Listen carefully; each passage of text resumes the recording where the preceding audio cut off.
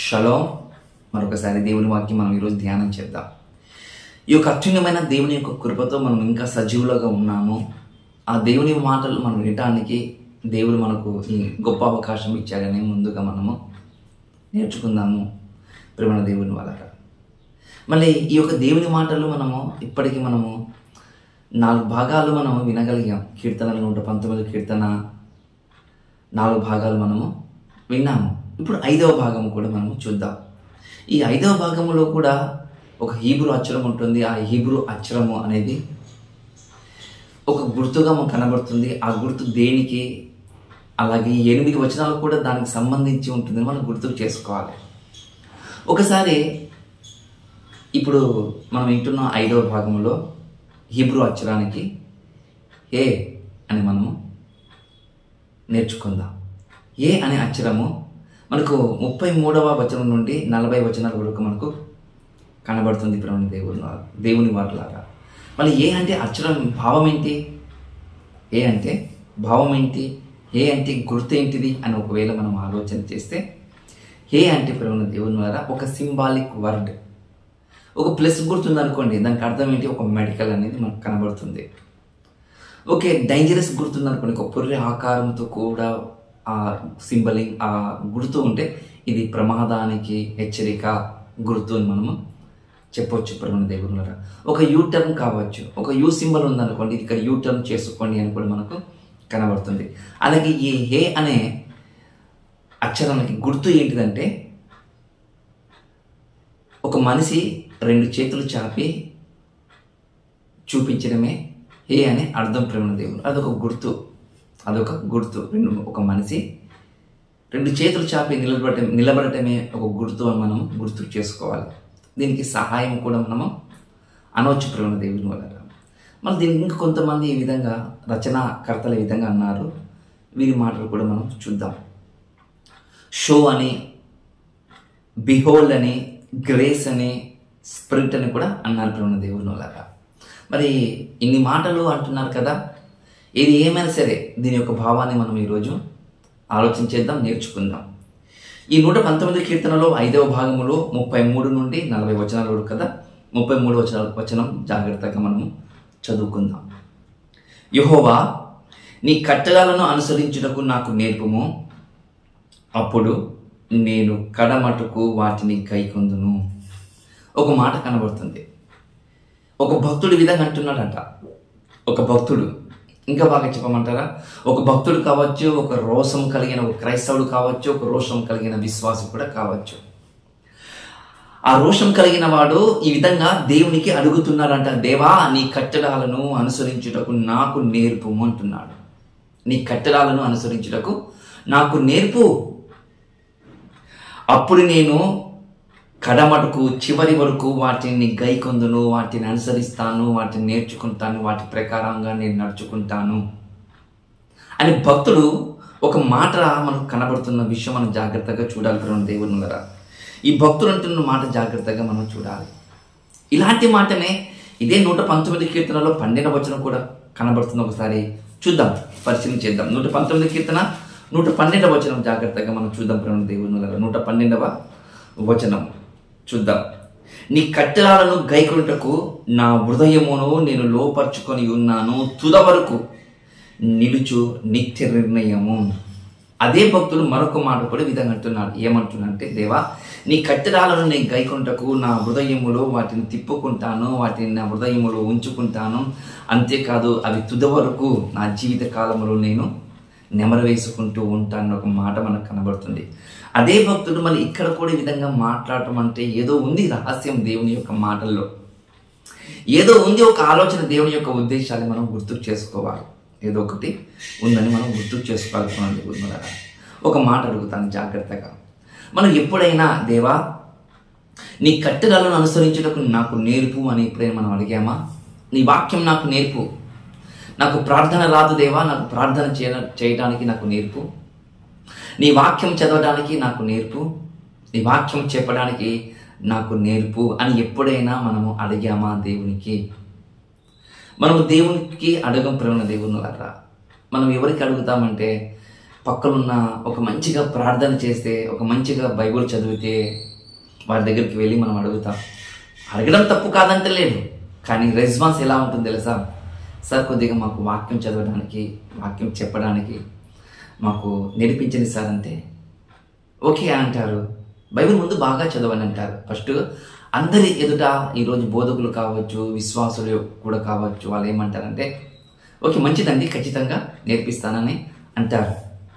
కానీ వారి దగ్గరికి వెళ్ళి మన పర్సనల్ ఒక నెంబర్ తీసుకొని వాళ్ళకు ఫోన్ చేసామనుకోండి, వారు ఏమంటారు తెలుసా? బ్రదర్ నాకు కొద్దిగా ప్రేయర్లో ఉన్నాను, దయచేసి మీరు తర్వాత కాల్ చేయండి అంటారు. ఒకసారి అంటారు, 2 సార్లు అన్న తర్వాత 3వసారి ఏమంటారు తెలుసా? బ్రదర్ బైబిల్ బాగా మీరు చదవండి, బైబిల్ బాగా మీరు చదవండి అని అంటారు. చూడండి ప్రేమ దేవుని వాళ్ళగా నేర్పించారు. నేర్పించే స్థితిలో ఈరోజు బోధకులు అనేవారు లేరు, వాక్యం నేర్పించే స్థితిలో లేరు. చూడండి, కానీ తిమోతి రాసిన పత్రికలో ఒక మాట అంటారు ప్రేమ దేవుళ్ళగా, నేను వాక్యం నేర్పిస్తానంటాడు. నేను మీకు వాక్యం నేర్పిస్తాను, మీరు తుద వరకు సంపూర్ణులుగా ఉండాలి అంటున్నారు దేవుని వాళ్ళగా. అపోస్తలుడైన పౌలు గారు తిమోతికి రాసిన పత్రికలో పౌలు గారు చెప్తున్న మాట అది గుర్తు చేసుకోవాలి మనం. ఏది ఏమైనా సరే, కానీ ఈ భక్తుడు మాత్రము ఎవరితో అడగటం లేదు, దేవునితోనే అడుగుతున్నారని మాట మనకు కనబడుతుంది ప్రేమ దేవుని వాళ్ళగా. మరి బైబిల్లో ఎవరైనా అడిగారా, దేవా నీ వాక్యం నాకు నేర్పించు, నీ కట్టడాలు నాకు నేర్పించు అని ఎవరైనా బైబిల్లో అడిగారా? మళ్ళీ అడిగారో లేదో ఒకసారి బైబిల్లో చూద్దాం ప్రేమ దేవుని వాళ్ళగా. బైబిల్లో ఒకసారి చూద్దాం. దావీదు గారు అడిగినట్లుగా మనకు కనబడుతుంది. చూడండి, దావీదు గారు అడిగినట్లుగా మనకు కనబడుతుంది.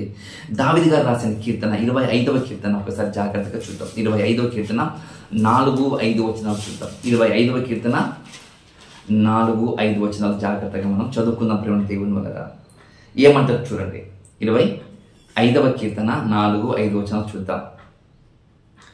యెహోవా నీ మార్గములను నాకు తెలియజేయము, నీ త్రోవలు నాకు తేటపరచుము.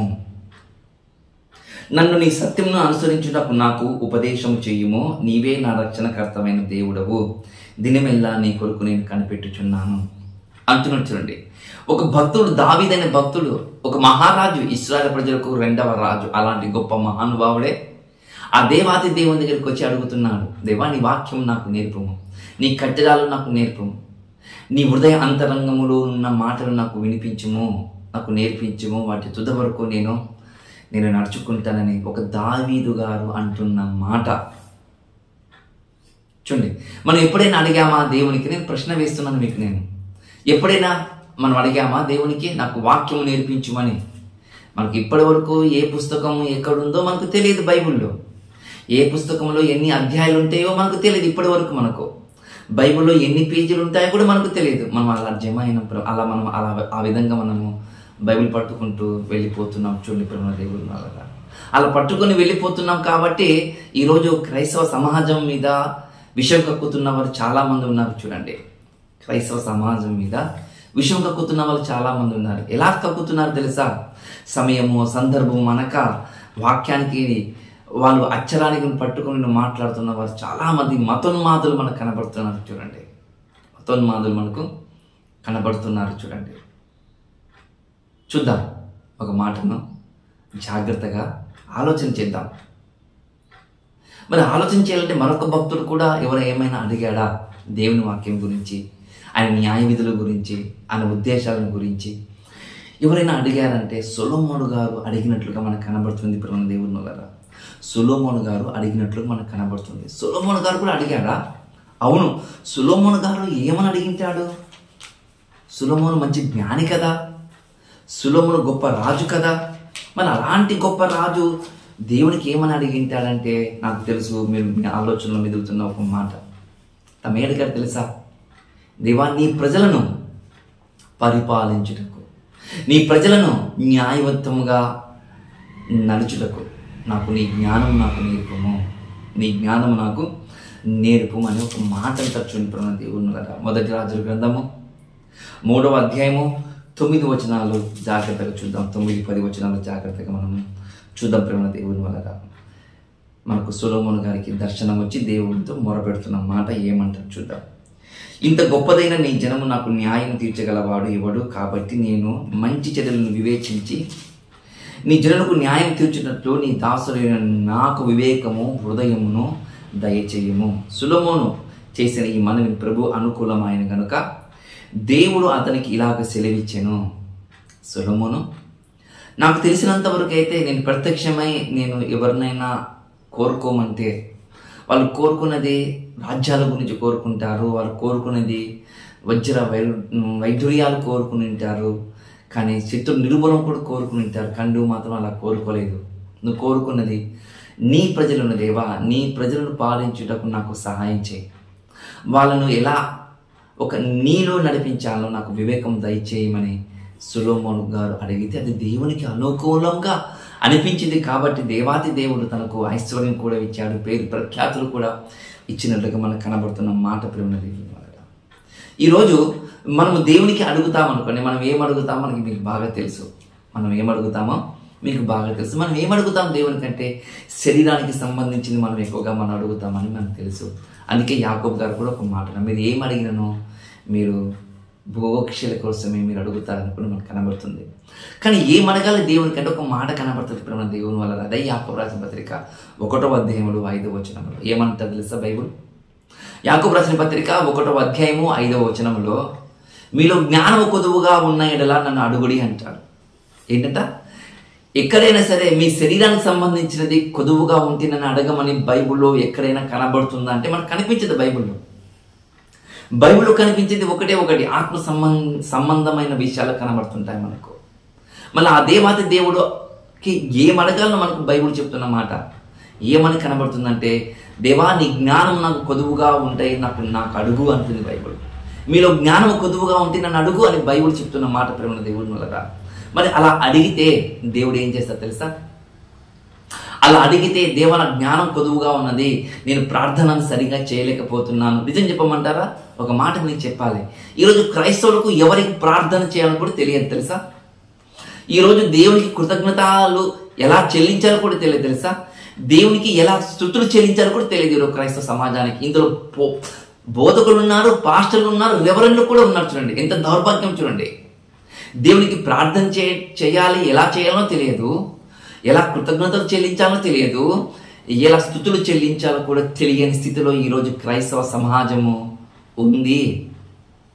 చూడండి బైబిల్ చెప్తుంది ఎవరికి ప్రార్థన చేయాలి, ఎవరికి అడగాలి, ఎవరి నామమున మనము ముగించాలని కూడా బైబిల్ చెప్తున్న మాట. ఎవరికి కృతజ్ఞతా స్తుతులు చెల్లించాలో కూడా తెలియదు ఈరోజు, ఎవరికి స్తుతులు చెల్లించాలో కూడా తెలియదు ఈరోజు. చూద్దాం. కానీ బైబిల్ చెప్తున్న ఒక మాట మనకు కనబడుతుంది. ఎవరికైనా సరే జ్ఞానం కొదువుగా ఉన్న నెల నన్ను అడగమంటున్నావు కదా, మళ్ళీ దేవునికి అడిగితే దేవుడు ప్రత్యక్షం మనకి ఏమైనా ప్రియ నా కుమారుడా ఈ జ్ఞానం తీసుకోమని మనం ఏమేమన్నా మనకి ఏమైనా దర్శనంలో మనకి ఇస్తాడా దేవుడు అంటే? కాదు. ఈ 66 పుస్తకాలలో దేవుడు మనకి ఇచ్చాడో ఆ 66 పుస్తకాలలో తన సంకల్పం మనకు తెలియపరుస్తాడు ప్రేమ దేవుని వల్ల. తన సంకల్పాన్ని తెలియపరుస్తాడు. ఈ మాట మీకు అర్థం కావడానికి లూకా గారు రాసిన సువార్త 24వ అధ్యాయము 45వ వచనంలో ఒక మాట కనబడుతుంటుంది మనకు.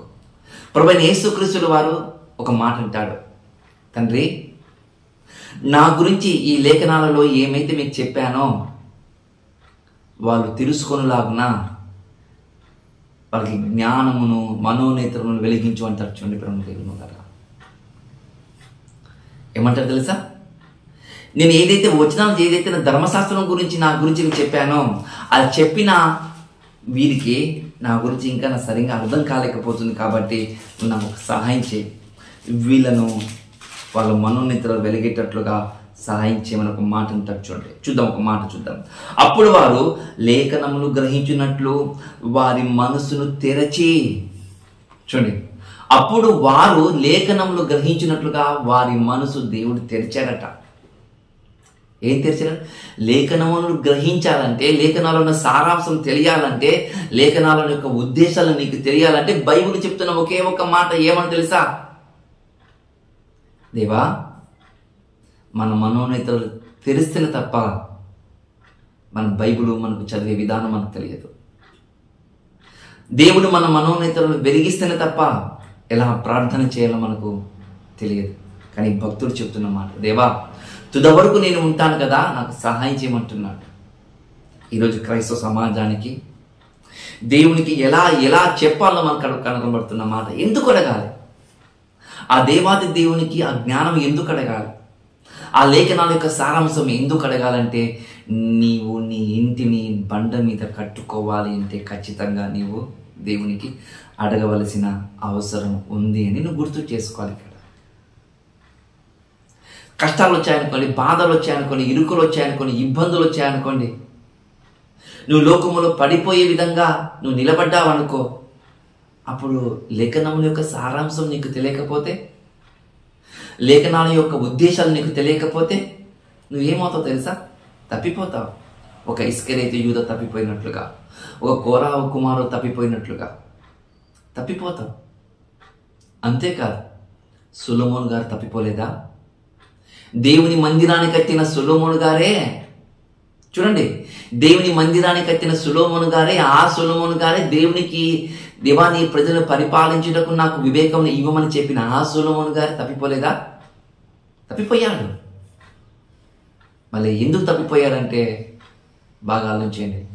లేఖనాల యొక్క సారాంశం గ్రహించలేదు, లేఖనాల యొక్క సాధన ఆయన చేయలేదు, ధ్యానము ఆయన చేయలేదని మనం గుర్తు చేసుకోవాలి. ఇక్కడ అంటే సాధన చేయటం వలన మనకు మేలా? అవును, మేలు. ఎందుకంటే నువ్వు బండ మీద నువ్వు ఇంటిని కట్టుకునేవాడిగా నువ్వు కనబడతావు.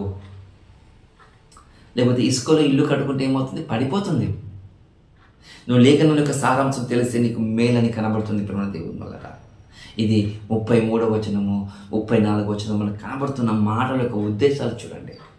మనకు కనబడుతున్న మాటల యొక్క ఉద్దేశాలు చూడండి. ప్రేమ దేవుని వల్ల చూడండి, 33 ఎలా కనబడుతుందో 34 కూడా మనకు అలాగని కనబడుతుంది. చూడండి, నీ ధర్మశాస్త్రం అనుసరించుటకు నాకు బుద్ధి దయచేయము, అప్పుడు హృదయపూర్వకంగా పూర్ణ హృదయముతో నేను దాని ప్రకారంగా నడుచుకుందును. 33, 34 వచనం నాకు రెండు ఒకే విధంగా మనకు కనపడతారు. చూడండి, హృదయపూర్వకంగా నడుచుకుంటాను, నువ్వు నాకు నీ ధర్మశాస్త్రం నాకు నేర్పించు, నీ కట్టడాలు నాకు నేర్పించు, నేను అనుసరిస్తాను, నేను చివరి వరకు అనుసరిస్తాను, తుద వరకు అనుసరిస్తాను అని అడిగిన వారు బైబిల్లో కనిపించారు. మధ్యలో విడిచిపెట్టిన వాళ్ళు కూడా ఉన్నారు. కానీ ఒక భక్తుడు ఉన్నట్టు ఉన్న దేవుడు కదా, చివరి వరకు అలాగనే ముందు కొనసాగాడట. ఎవరంటే అపోస్తలుడైన పౌలు గారు. ఒకప్పుడు ధర్మశాస్త్రం యొక్క సారాంశం క్రీస్తు గురించి తెలియదు తనకు. కానీ ఎప్పుడైతే తన మనోనేతలు వెలిగింపబడ్డాయో కడమరకు చివరి వరకు ఆ లేఖనంలోనే ఆయన తన శ్వాసను విడిచిపెట్టాడని మీరు గుర్తుకు చేసుకోవాలి. మీరు గుర్తుకు చేసుకోవాలి దేవుని వల్ల. చూద్దాం 35వ వచనము ఇంకా మనకి ఏమని నేర్పిస్తుంది బైబిల్, జాగ్రత్తగా చూద్దాం. 35వ వచనము, నీ ఆజ్ఞల జాడను చూచి నేను ఆనందించుచున్నాను, దాని యందు నన్ను నడవజేయము. ఇక్కడ భక్తులు అడుగుతున్న మాట, ఏ ధర్మశాస్త్రం అయితే నువ్వు నాకు నేర్పించు దేవా, ఏ ధర్మశాస్త్రం అయితే నువ్వు నాకు నేర్పించు దేవా అని అడిగిన భక్తుడు ఆ యొక్క మాటలు, ఆ యొక్క వచన సారాంశము నీకు అర్థమైతే నీకు ఆనందం అంట, నీకు సంతోషం అంట, నీకు ఆనందం అంట, నీకు సంతోషం అంట. ఎందుకంత ఆనందం, ఎందుకంత సంతోషం అంటే అందులో అలా దేవుని యొక్క మనసు విమిడి ఉందట. ప్రేమ దేవుని వల్ల అలా దేవుని యొక్క మనసు ఇమిడి ఉన్నట్టుగా మనకు కనబడుతున్న మాట మనం గుర్తు చేసుకోవాలి. ప్రేమ దేవుని వల్ల అంటే దేవుని యొక్క ఆజ్ఞను శిరస్స వహిస్తే మనకు ఎంత కష్టం వచ్చినా, ఎంత ఇబ్బంది వచ్చినా, చివరికి ప్రాణాలు కూడా పోయే వరకు మనం ఒకవేళ నిలబడినా ఆ దేవుని వాక్యం అంటదంట, నేనున్నాను కదా అని చెప్తుందంట. అందుకే పౌలు గారు ఒక మాట అన్నాడు, బ్రతుకుడు క్రీస్తే చావైతే లాభమే. ఎందుకన్నాడు ఆ మాట అంటే, ఆ లేఖనాలను గుర్తు చేసుకొని ఆ లేఖనాల యొక్క సారాంశం పసిగట్టుకొని అలా వెళ్ళిపోతూ ఉంటే ఇంకా తనకు అంతకన్నా ఆనందం ఏముంది చెప్పండి. ప్రేమ దేవుని వల్ల ఎంత ఆనందం చెప్పండి. ఒక మాట అన్నాడు బైబిల్లో తెలుసా, నేను క్రీస్తును పోలి నడిచిన ప్రకారము మీరు నన్ను పోలి నడువుడైన. ఈ మాట యొక్క అర్థం చేసుకోండి. తను ఎంతగా దేవునికి అడిగాడు, ఎంతగా దేవుని నిమగ్నమైపోయాడు. మీరు గుర్తుకు చేసుకోగలుగుతున్న దేవునులరా, మీరు గుర్తుకు చేసుకుని తప్ప మనకేం అర్థం కాదు. చూడండి, అంటే దేవుని యొక్క ఆజ్ఞలో, దేవుని యొక్క మాటల్లో మనకు సంతోషము, మనకు ఆనందం కలుగుతుందంటే అవును, మనకు సంతోషము, మనకు ఆనందం కలుగుతుంది. దావీదు గారు కూడా సంతోషం కలిగిందంటే ప్రేమ దేవుని వల్ల. దావీదు గారు కూడా సంతోషం కలిగిందంటే ఏం సంతోషం కలిగింది దావీదు గారి కంటే? దేవా నీ వాక్యము నేను రాత్రి జామున ధ్యానం చేస్తుంటే కొవ్వు మెదురు దొరికినట్లు నాకు దొరికిందని ఆకాశం వైపు చూసి మాట్లాడిన మాట మీరు గుర్తు చేసుకోగలను దేవుని వల్ల. నిజమా అంటే అవును, దావీదు గారు అడగలేదా? అలా అడిగాడు, దేవుడు ఇచ్చాడు. ఆ జ్ఞానంతో తను ఉప్పొంగిపోయాడు దేవుని వల్ల, సంతోషపడ్డాడు. కొవ్వు మెదురు దొరికినట్లుందంటే అది ఎంత ఆనందం తెలుసా? ఎవరికి లేని సంతోషం తెలుసా అది? అలాంటి ఆనందము దావీదు గారికి ఇచ్చారట. చూద్దాం, ఒక మాట జాగ్రత్తగా చూద్దాం. 23వ కీర్తన 3వ వచనం చదువుకుందాం ప్రేమ దేవుని వల్ల. నా ప్రాణమునకు ఆయన సేద తీర్చుచున్నాడు, తన నామమును బట్టి నీతి మార్గములో నన్ను నడిపించుచున్నాడు. చూడండి, తన వాక్యము ధ్యానం చేస్తే, తన శాసనాలలో మనం ముందుకు నడుచుకుంటూ వెళ్ళిపోతుంటే మనకు కనబడుతుంది ఒకటే ఒక మాట. ఏమని కనబడుతుంది తెలుసా? నా ప్రాణమును ఆయన సేద తీరుస్తాడు, నా ప్రాణమును ఆయన నిమ్మలపరుస్తాడు, నా ప్రాణమును ఆయన సంతోషించే విధంగా ముందుకు నడిపిస్తాడు. నెమ్మది కలిగిస్తాడా? నెమ్మది కలిగిస్తాడు. నీ ఆత్మను నెమ్మది కలిగిస్తాడు, నీ జీవిత విధానాన్ని నెమ్మది కలిగిస్తాడని నన్ను గుర్తుకు చేసుకోవాలి. ఒకప్పుడు అపోస్తలుడైన పౌలు గారు ఏ విధంగా ఉన్నాడో మీకు తెలుసు. ధర్మశాస్త్రములో క్రీస్తుని గురించి గ్రహించలేనప్పుడు ఏం చేశారో మీకు తెలుసు. క్రైస్తవులకు ఈడ్చుకుంటూ వెళ్ళిపోయాడు. ధర్మశాస్త్రం అర్థమైన తర్వాత, క్రీస్తుని గురించి అర్థమైన తర్వాత నెమ్మదించలేదా? హర్షించలేదా? దేవుని యందు అతిశయపడలేదా? మీరు బాగా చూడండి ప్రేమ దేవుని వల్ల. తన నీతి మార్గంలో అనుసరించుకుంటూ ముందుకు నడవలేదంటారా? చూడండి, ప్రభువైన యేసు క్రీస్తు వాళ్ళు 3 సార్లు దెబ్బలు తింటే, ఒక్కసారి దెబ్బలు తింటే 3 సార్లు దెబ్బలు తిన్నా అన్నాడు. దేన్ని బట్టి అడుగుతున్నాడు? దేవుని బట్టి ఆ విధంగా అంటున్నాడంటే వాక్యం యొక్క సాధనను బట్టి, వాక్యం యొక్క ఆలోచనను బట్టి, దేవుని యొక్క విధానంలో నడిచే విధానంలో మనకు కనబడుతున్న గుర్తింపు ప్రేమ దేవుని వల్ల. అలా గుర్తింపు పొందుకున్నాడు దేవుని యొక్క ధర్మశాస్త్రం పాటించడంలో. చూద్దాం, అలాగనే ఒక మాట మనం అడగాలి, దేవునికి అడగాలి. దేవా, ఈ హృదయము రాతి లాంటి హృదయం, ఈ హృదయాన్ని తొలగించు, నాకు మాంసపు హృదయం నాకు దయచేయము. ఎందుకంటే ఆ మాంసపు హృదయం నాకు దయచేసావనుకో, నాకు సంతోషం కలుగుతుంది. అప్పుడు మెత్తటి హృదయం అనే పలకల మీద నేను నీ వాక్యమును నేను లిఖించుకుంటాను దేవాన్ని. హెజ్కేలు గ్రంథంలో 36వ అధ్యాయంలో 26-27 వచనం కనబడతాయి చూడండి. అవునంటే మనం అలాగే అడగాలి దేవునికి. దేవా, ఈ రాతి లాంటి హృదయం తొలగించు, నాకు మిమ్మల్ని అర్థం చేసుకునే హృదయాన్ని, మిమ్మల్ని అర్థం చేసుకునే మాంసం హృదయం నాకు దయచేయు. ఆ హృదయం మీద నీ వాక్యం లిఖించుకుంటాను. ఆ హృదయం మీద మీ వాక్యం నేను సాధన చేసుకొని ఎల్లప్పుడూ దాన్ని నెమరు వేసుకుంటూ నేను హర్షిస్తాను. ఎందుకంటే అది నాకు ఎప్పుడు ఓదార్పుతుంది, అప్పుడు నాకు అది నెమ్మది కలిగిస్తుంది, ఎప్పుడు నాకు సంతోషాన్ని కలిగిస్తుంది అనే విధంగా బైబిల్లో మనకు చెబుతున్న మాట పిల్లలు దేవుడు బైబిల్ చెబుతున్న మాట నిజమా అంటే అవును. ఎగ్జాంపుల్ మీకు అర్థం కాదు, ఒక మాట చెప్తాను మీకు నేను. అపోస్తలులందరూ ఒకప్పుడు యేసు ప్రభుల వారు అంటే నడిచిన వారంటే అవును, నడిచిన వారే. సూచక్రియలు చేశారా? చేసిన వాళ్ళే. చేప ముక్కలు రొట్టె ముక్కలు తిన్నవారే. అడుగుజాడలు నడిచిన వారే. మరి అలాంటప్పుడు ఎందుకు అర్థం చేసుకోలేదు? అర్థం చేసుకున్న తర్వాత ఏమన్నారు తెలుసా? కన్న మాటిని విన్న మాటిని మేము చూడుకుని ఎలా ఉంటుంది చెప్పండి, చెప్పుకుని ఎలా ఉంటుంది చెప్పండి. మేము కన్నాము, మేము కళ్ళారా కంటి పెట్టి చూసాము, ఆయన చేసిన అద్భుతం చూసాము, ఆయన మరణాన్ని చూసాము, ఆయన పునరుద్ధానం చూసాము, ఆయన సమాధి చూసాము. మేము ఆయన గురించి చెప్పొద్దనటము న్యాయమా? మీ మాట వినటం న్యాయమా అని అపోస్తలులు అనలేదా? అన్నాను ప్రేమ దేవునులారా. ఇదే మాట దేవుని యొక్క ప్రేమని ఈ లేఖనాలు నువ్వు చవి చూసావు అనుకో, అద్భుతము, అమోహము. నీవు కూడా అదే మాట అంటావేమో, నీవు కూడా అలాగే నడుచుకుంటావేమో, నీవు కూడా దేవునితో అలా ముందుకు కొనసాగుతావేమో. చూడు, బైబుల్ మనకు ఎప్పుడు మనకు ప్రోత్సాహాన్ని కలిగిస్తున్న మాట ప్రేమ దేవుని వల్ల. ఈ మాటలు మనం గమనిస్తూ ఉంటే చూద్దాం. 36వ వచనం జాగ్రత్తగా చూద్దాం. 36వ వచనం జాగ్రత్తగా చూద్దాం. లోము తట్టు కాక నీ శాసనముల తట్టు నా హృదయము తిప్పుము, వ్యర్థమైన వాటిని చూడకుండా నా కన్నులు తిప్పివేయము, నీ మార్గంలో నడుచుకోవడానికి నన్ను బ్రతికింపుమంటారు. చూడండి ప్రేమ దేవుని వల్ల. 36, 37 వచనాలు చాలా లోతైన మాట ప్రేమ దేవుని వల్ల. 35, 36 వచనం, 36, 37 వచనాలు చాలా లోతైన మాట మనకు కనబడుతుంటది.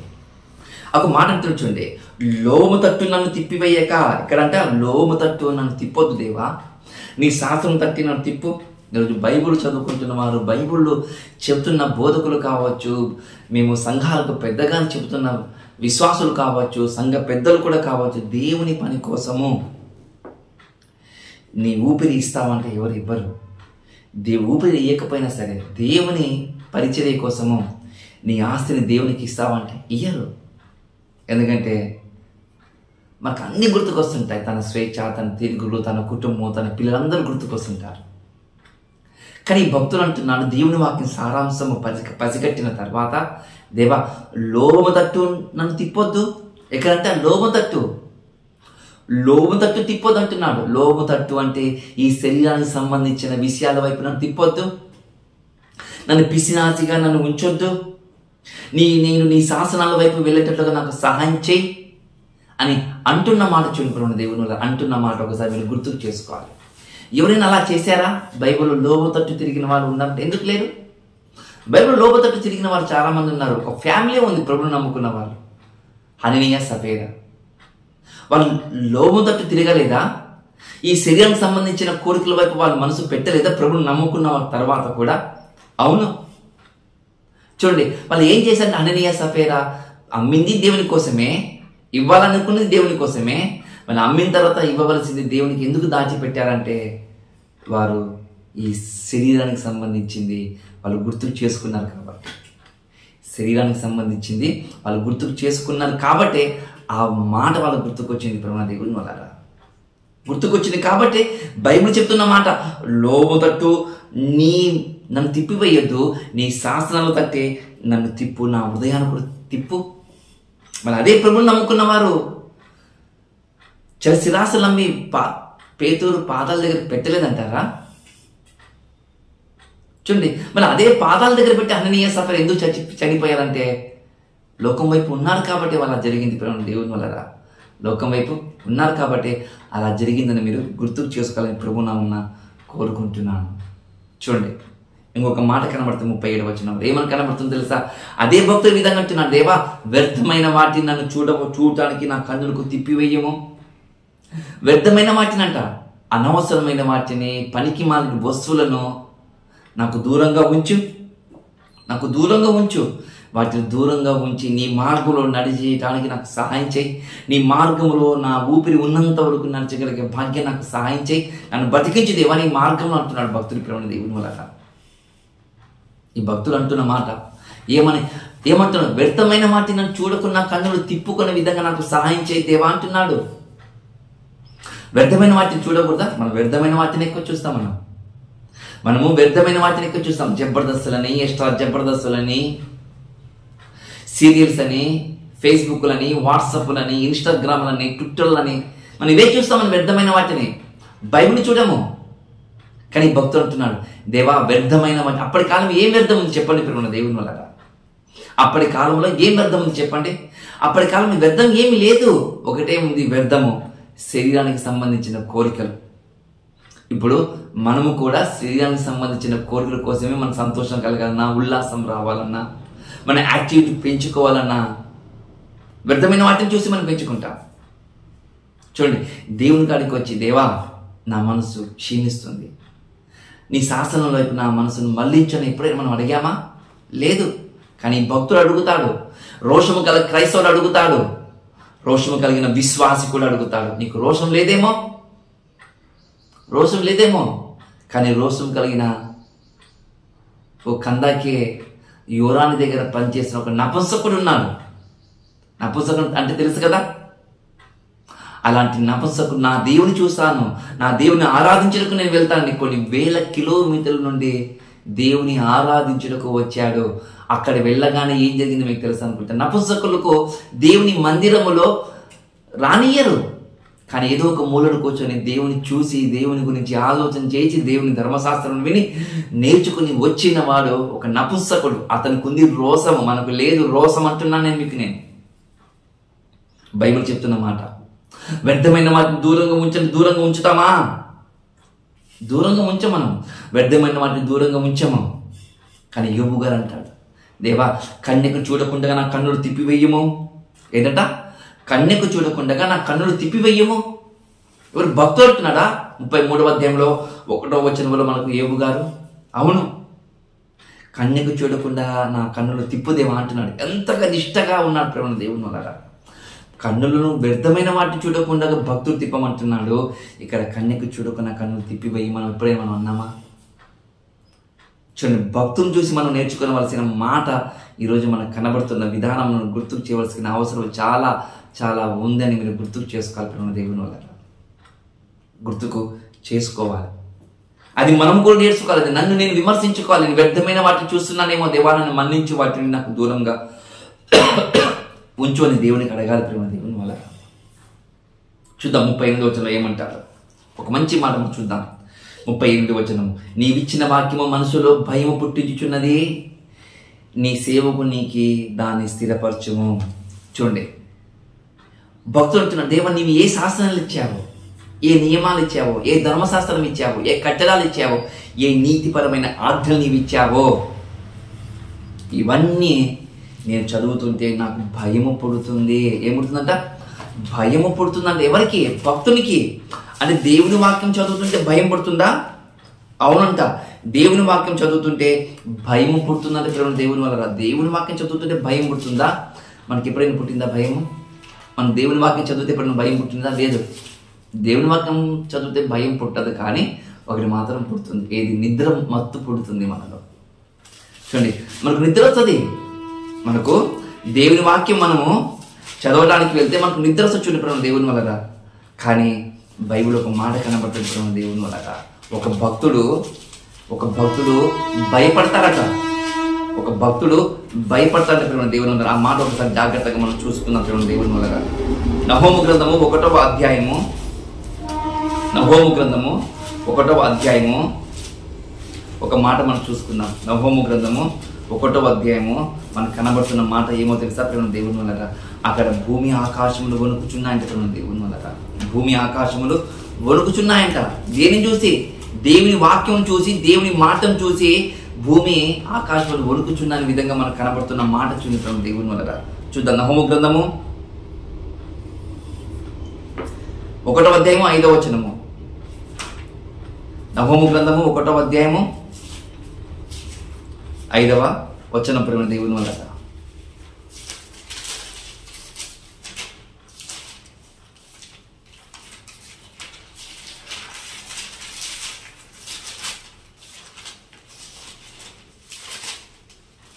చూడండి ఏమంటారు, చూడండి ప్రేమ దేవుని వల్ల ఏమంటారు చూడండి, జాగ్రత్త చూడండి. అంటే దేవుని మాటకు భూమి వణుకుతుందా? అవునంట. కీర్తనలు 104వ అధ్యాయంలో 32 వచనములో ఒక మాట కనబడుతుంది. దేవుని మాట కంట భూమి వణుకుతుందంట. దేవుని మాట కోసము దేశాలు వణుకుతాయంట. చూడండి, దేశాలు వణుకుతాయంట. దేవుని మాటకు పర్వతాలు వణుకుతాయంట. దేవుని మాటకు యెషయా గ్రంథంలో 13వ అధ్యాయంలో ఆకాశం వణుకుతుందంట ప్రేమ దేవుని వల్ల. మన భక్తిహీనులు మనం వణుకుతామా? భక్తిహీనులు కూడా వణుకుతారట. మన భక్తిహీనులు మనం ఒకవేళ మనం అనుకుంటే మనం వణుకుతున్నామా అని అడుగుతున్నాను మీకు నేను. మనము వణుకుతున్నామని ఒక మాట అడుగుతాను ప్రేమ దేవుని వల్ల. మనం వణుకుతున్నామంటే మనకేది పక్కన పెట్టాను. దేవుని వాక్యం గురించి మనకు అర్థం కాకపోతే మనకేం లాభం చెప్పండి? దేవుని వాక్యం మనకు అర్థం కాకపోతే మనకి ఏం లాభం చెప్పండి ప్రేమ దేవుని వల్ల. చూడండి, ఒక మాట చూసుకుందాం. నహోము గ్రంథము 1వ అధ్యాయము 5వ వచనం చూద్దాం ఒకసారి. ఆయనకు భయపడి పర్వతములు కంపించెను, కొండలు కరిగిపోయాను, ఆయన ఎదుట భూమి కంపించెను, లోకం అందరు నివాసులందరూ వణుకుదురు. చూడండి, నహోము గ్రంథంలో 1వ అధ్యాయంలో 5వ వచనంలో పర్వతాలంట, భక్తిహీనులట, కొండలట గద గద గద గద వణుకుతున్నాయంట దేవుని వల్ల. పర్వతాలు భయపడుతున్నాయంట. భయపడుతున్నాయా? అవును, భయపడుతున్నట్టుగా మనకు కనబడుతున్న మాట చూడండి ప్రేమ దేవుని. అదే యెషయా గ్రంథము 13వ అధ్యాయము 13వ వచనం ఒకసారి జాగ్రత్తగా మనం చూసుకుందాం. 13వ అధ్యాయము 13వ వచనం జాగ్రత్తగా మనం చూసుకుందాం ప్రేమ దేవుని. సైన్యములకు అధిపతియగు యెహోవా ఉగ్రతకు ఆయన కోప దినమునకు ఆకాశమును వణుకున్నట్లు భూమి తన స్థానం తప్పినట్టు నేను చేసేదను. చూడండి, ఆకాశం అంట, భూమి అంట తన స్థానము తప్పిటట్టుగా నేను చేస్తానంటున్నాడు దేవుని యొక్క మహా ఉగ్రత దినమున. చూడండి ప్రేమ దేవుని వల్ల. ఆయన చూసి వణుకుతున్న వారు మనకు కనబడుతున్నాయి. భూమి, ఆకాశము, సూర్యుడు, చంద్రుడు అన్నీ వణుకుతాయా? అవును. కానీ మనిషి మాత్రం ఎందుకు లోబడడు అని అడుగుతున్నాను నేను. మనిషి మాత్రం ఎందుకు లోబడడు, మనిషి మాత్రం ఎందుకు భయపడడంటే మనలో భయము లేదు కాబట్టి, మనలో భయము లేదు కాబట్టి అలా మనకు భయం పుట్టచ్చు. దేవుని కదా, మనకు భయం లేదు, మనకు విధేయత లేదు, మనకు భయపడము. అందరిలాగా మనం కూడా లేండి అని ఒక వ్యక్తిని చూసి మనం ముందుకు కొనసాగుతాము. కాదు, దేవుని చూసి మనం ముందుకు కొనసాగాలి. అందుకంటాడు హెజ్కేలు గ్రంథంలో 12వ అధ్యాయంలో 18వ వచనంలో ఒక మాట చూద్దాం దేవుని వల్ల. హెజ్కేలు గ్రంథంలో 12వ అధ్యాయంలో 18వ వచనం ఒకసారి మనం జాగ్రత్త ఒక మాట మనం ధ్యానం చేద్దాం. హెజ్కేలు 12వ అధ్యాయము 18వ వచనం చూద్దాం. 18వ వచనం ఏమంటున్నాడు? మరి యెహోవా వాక్కు నాకు ప్రత్యక్షం ఇలాగ సెలవిచ్చాను, నరపుత్రుడా, వణుకుచూని ఆహారం తిని తల్లడిల్లింపును చింతయు కలిగి నీళ్లు త్రాగి దేశంలోనికి జనులకి ఇలాగ ప్రకటించుము. చూడండి ఏమంటున్నాడు ఇక్కడ, నరపుత్రుడా, వణుకుచునే ఆహారం తిని, వణుకుతోనే నువ్వు ఆహారం తిను, వణుకుతోనే నువ్వు తల్లడిల్లింపు, వణుకుతోనే చింతయు కలిగి నీళ్లు త్రాగుము. చూడండి, వణుకుతూనే ఆహారం తినాలంట, వణుకుతూనే మనం భయపడాలంట, వణుకుతూనే మనం నీళ్ళని తాగాలంట. ఎందుకంటే దేవుడు ఇలాగా చెబుతున్నాడట. ఏమని చెబుతున్నాడు చూద్దాం ప్రేమ దేవుని వల్ల. చూద్దాం. దేశంలోనికి జనులు ఇలాగ ప్రకటించుము, దేశంలోనికి జనులకు ఇలాగ ప్రకటించు. నీవు యెరూషలేము నివాసుల గురించి, ఇశ్రాయేలు గురించి నువ్వు ఇలా చెప్పు. ఏమని చెప్పు? దానిలోనున్న కాపురస్తులందరూ చేసిన బలాత్కారాన్ని బట్టి దానిలోని సమస్తమును పాడైపోవును గనుక చింతలో వారు ఆహారం తిందురో, భయభ్రాంతితో నీళ్లు త్రాగుదురు, నేను యెహోవాని ఉన్నానని తెలుసుకున్నట్లు వారు ఆ పట్టణ కాపురస్తులందరూ నిర్జనములుగా ఉండును, దేశము పాడైపోవును. నేను చెప్తున్నాను, దేవుని మాటకు లోబడలేకపోతే ఇదే తలస్తం, ఇదే జరుగుతుంది భక్తులకు అందరికీ. దేశం పాడైపోతుందంట, దేశము పాడైపోతుందంట. చూడండి, దేవుని చూసి భూమి వణుకుతుంది, దేవుని చూసి ఆకాశం వణుకుతుంది, దేవుని మాటను చూసి పర్వతములు భయపడుతున్నాయి, దేవుని చూసి భక్తిహీనులు భయపడుతున్నారు, దేవుని చూసి సాతాను కూడా భయపడుతున్నాం. మనం ఎందుకు భయపడమంటున్నాను? మన భక్తులు అనుకుంటున్నాం మనం ఏమన్నా? మనం ఎందుకు భయపడం దేవునికి? నువ్వు నీతిమంతుడు అని అనుకుంటున్నావా? నేను నీతిమంతుడు అనుకుంటున్నావా? చూడు, ఆలోచించే ఒకసారి. బైబిల్ చెప్తున్న మాట వణుకు వణుకు వణుకు, దేవుని వాక్యానికి నీవు వణుకు అంటుంది బైబిల్. చూద్దాం ప్రేమ దేవుని వల్ల ఈ మనం చదువుకున్న ఈ మాట మరొకసారి లోతుగా వెళ్ళి మనం చూద్దాం. చూద్దాం ప్రేమ దేవుని వల్ల ఏమంటున్నాం. 39వ వచనంలో ఒక మాట చూద్దాం. నీ న్యాయ విధులు ఉత్తములు, న్యాయ విధులు అంటే మంచివి, ఉత్తమమైనటివి, శ్రేష్టమైనటివి, న్యాయమైనటివి, నాకు భయము పుట్టించుచున్న నా అవమానం కొట్టివేయము. ఏవైతే నేను నీ న్యాయ విధుల కోసం నేను పాదాల చింతకు వస్తున్నాను, న్యాయ విధుల కోసం నేను ముందుకు నడుచుకుంటున్నాను, ఏ న్యాయ విధులు నాకు జీవితాన్ని కలిగిస్తున్నాయో ఆ న్యాయ విధులను నేను ఎల్లప్పుడూ నేను మనసులో ఉంచుకొని నేను భయపడుతూ నేను జీవిస్తుంటాను. అలా జీవిస్తున్న సమయంలో నాకు నా మీదకు వస్తున్న అవమానాలు, నిందలు దేవా నీ ద్వారా నాకు కొట్టివేయము అని అంటారు. చూడండి ప్రేమ దేవుని లాగా భక్తులు అంటున్న మాట, దేవుణ్ణిలో నిలబడితే అవమానాలన్నీ ఎగిరిపోతాయి. దేవుణ్ణిలో నిలబడితే నిందలన్నీ నిందలన్నీ వెళ్ళిపోతాయి. దేవుణ్ణిలో నిలబడితే ఎవరైతే చెవులు కొరుకున్నారో వారందరూ ఆ చెవులను మరొకసారి తిప్పుకొని వారి మీద లేక మనం నింద మోపారు. లేని మాటలన్నాము, కాని మాటలన్నా, కానీ దేవుడు మన పక్షమున ఉన్నాడు కాబట్టి వారు నిలబడ్డాడు. దేవునిలోనే మనకు కనబడుతున్న విషయం చూడండి ప్రేమ దేవుని మాట. అందుకంటే తిమోతికి రాసిన పత్రిక ఒక మాట అంటాడు. మొదటి తిమోతికి రాసిన పత్రిక 3వ అధ్యాయంలో 7వ వచనంలో ఒక మాట అంటాడు. తప్పిదములకి దెబ్బలు తింటే ఏమి లాభము? తప్పు చేసి దెబ్బలు తింటే లాభం లేదు. తప్పు చేయకపోయి నువ్వు దెబ్బలు తిన్నావు అంటే దేవునికి హితమవును, దేవునికి మంచిదంటే దేవుని వల్ల. చూద్దాం చివరి వచనం. నువ్వు ఉపదేశం నాకు అధిక ప్రియములు, నీ నీతిని బట్టి నన్ను బ్రతికింపు. ఏంటండి ప్రేమ దేవుని వల్ల? ఈ 8 వచనాల్లో 2 సార్లు బ్రతికించమంటారు. చూడండి 37 వచనంలో చూసాము, నన్ను బ్రతికించు దేవా అంటున్నాడు. ఈ 40 వచనం కూడా చూసాము. నీ ఉపదేశములు నాకు అధికమైన ప్రేమలు, నాకు సంతోషాన్ని కలిగించేవి, నాకు ఆనందాన్ని కలిగించేవి, నాకు ఇష్టమైనటివి. అందుకే భక్తుడు ఒక మాట అంటాడు, నీ వాక్యం అంట జుంటి తేనె దేవల కన్నా మధురమైనదట. దేవుని వాక్యం చూడండి, దేవుని వాక్యం అంటే తేనె కన్నా మధురమైనదా, పాల వంటిదా? అవును, దేవుని వాక్యం పాల వంటిది అంటాడు, జుంటి తేనెదారుల కన్నా అతి మధురమైన మాటలు అంటున్నాడు. ఇదే మాట ఒకసారి గుర్తు చేసుకొని బైబిల్ చెప్తున్న మాట. ఈ ఉపదేశం అనేటిది, ఈ మాటలు అనేటివి నీకు అధికమైన ప్రేమగా ఉంటే బైబిల్ చెప్తున్న మాట, నువ్వు దేవుని కోసం బ్రతుకు, నువ్వు దేవుని కోసం బ్రతుకు. నీ ఆత్మకు రక్షించుకో, నీ కుటుంబాన్ని రక్షించుకో, నీ సంఘానికి రక్షించుకో. ఈ మాట నువ్వు వినగలిగితే మళ్ళీ ఇట్టి విధంగా నువ్వు ముందుకు నడవాలని ప్రభునామములో కోరుకుంటూ ఈ కొద్ది మాటలు ముగిస్తున్నా.